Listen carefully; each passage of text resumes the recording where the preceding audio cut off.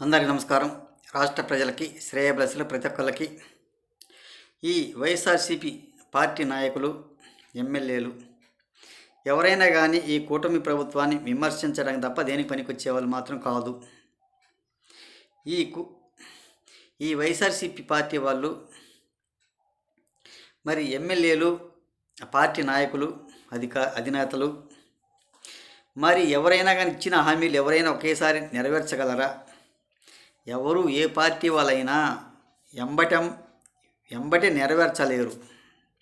మీరు ఏంటంటే మాటలు మాట్లాడడానికి తప్ప ఏ ఒక్కటి కూడా నెరవేర్చలేరు. ఉత్తత మాటలు మాట్లాడటంలో నెంబర్ 1.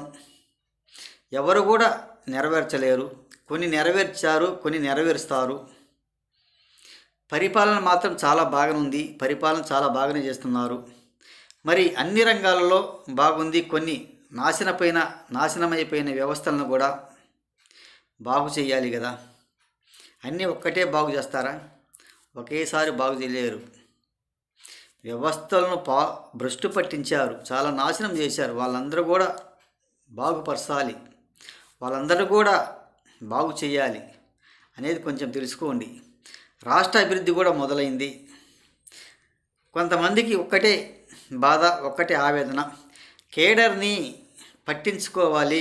ముఖ్యంగా కార్యకర్తల్ని కేడర్ అనేది మెయిన్ పిల్లర్ లాగా కేడర్ని స్వీకరించకూడదు అనేది ఒక్కసారి తెలుసుకోండి. ఏ ఒక్కటైనా బాగు చేయాలి కానీ బాగు చేయకుండా ఏముండరు కదా. మీరు నాశనం చేసిన వ్యవస్థలు మాత్రం బాగు చేయాలి, వాళ్ళు తిరిగి మారాలి. మీరు ఒక్కటే బాధ, మీకు అధికారం లేనందువలన ఈ విధంగా మాట్లాడుకుంటూ ఉంటారు. రాష్ట్ర అభివృద్ధి కూడా చేయటానికి చేతగాక రాజధాని లేకుండా నాశనం చేసిన వ్యవస్థ మీరు మీ బాధ అంతా ఓడిపోయినందువల్ల, మీకు అధికారం లేనందువల్ల ఊరక మాటలు మాట్లాడుకుంటూ కాలం గడిపే వాళ్ళేగా దేనికి పనికి వచ్చే వాళ్ళు మాత్రం కాదు. మన రాష్ట్రంలో అభివృద్ధి గురించి ఏమన్నా తెలిసినా, పరిపాలన గురించి తెలిసినా, పరిపాలన చేతనైతే అలా చేయలేరు కదా. మీకు తెలిసిందే ఒక్కటే, నాకు బటన్ నొక్కడం ఒక్కటే, జనానికి వరకు డబ్బులు ఇవ్వటం ఒక్కటే, అప్పులు తెచ్చి జనం మీద భారం వేయటం ఒక్కటే నాకు తెలుసు. కానీ రాష్ట్ర అభివృద్ధి మాత్రం తెలియదు. ఊరక పదవి మాత్రం కావాలి, జనాలు ఓట్లు వేయాలి, అధికారం ఉండాలి అనేది మీకు తెలుసు. మిగతాదంతా కూడా కొత్త గాలికి పోయినట్టేను. ఏదైనా కొంచెం తెలుసుకొని పరిపాలన గురించి, ఈ పథకాలు అమలు చేయటంలో కానీ దేంట్లో అయినా కానీ ఏది ఎప్పుడు అమలు చేయాలా, ఏది ఎప్పుడు అమలు చేయకూడదా, అన్నీ ఒకేసారి చేయొచ్చా, అవన్నీ ఒకేసారి చేయకూడదా, ఇది చేస్తామా చేయలేమా అని ఆలోచించుకొని ఈ కూటమి ప్రభుత్వం వాళ్ళు చేస్తారు.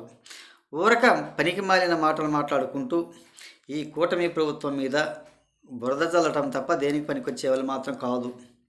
మీకు 5 సంవత్సరాలు టైం ఇచ్చారు, 5 సంవత్సరాలు చూశారు మీ పరిపాలన గురించి. మీ పరిపాలన చేతగాకనే ఈ కూటమి ప్రభుత్వానికి ఓటు వేసి గెలిపించారు.